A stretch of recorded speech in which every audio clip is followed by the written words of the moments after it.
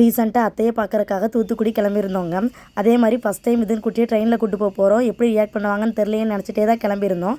இப்போலாம் எங்கேயாவது வெளியே போனோம் அப்படின்னா விதின் குட்டிக்கு தேவையான திங்ஸை பார்த்து எடுத்து வைக்கிறதுல எல்லா டைமும் போயிடுதுங்க. குறிப்பாக அவங்களோட டானிக் பாட்டில், அவங்களுக்கு தேவையான சத்து மாவு இதெல்லாம் எடுத்து வைக்கிறது.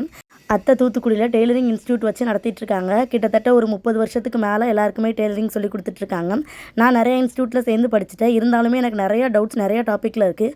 அது எல்லாமே கிளியர் பண்ணுறதுக்காக தான் தூத்துக்குடி முக்கியமாக கிளம்பியிருந்தேன். ஆமாங்க, நீங்கள் எல்லோரும் கேட்ட மாதிரி டெய்லரிங் கிளாஸோட அப்டேட்டும் கூடிய சீக்கிரம் நம்மளோட பேஜில் கொடுக்க போகிறோம்.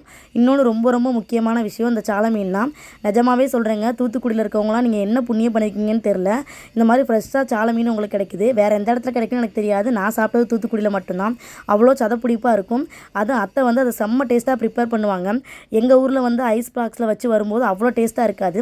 ஃப்ரெஷ்ஷாக அங்கே கிடைக்கும்போது சூப்பராக இருக்கும். நாங்கள் எப்போ தூத்துக்குடி வந்தாலுமே இந்த ஜப்பான் கார்டில் இருக்க முத்துநகர் பீச்சுக்கு வராமல் இருக்கவே மாட்டோம். நான், அபி, திவான் 3 பேர் மட்டும்தான் வந்திருந்தோம். போன மட்டும் நாங்கள் கல்யாணம் ஆன புதுசில் வந்தப்போ இவ்வளோ கடைகள் இல்லை. அதே மாதிரி ராட்டினம் எதுவுமே இருக்காது.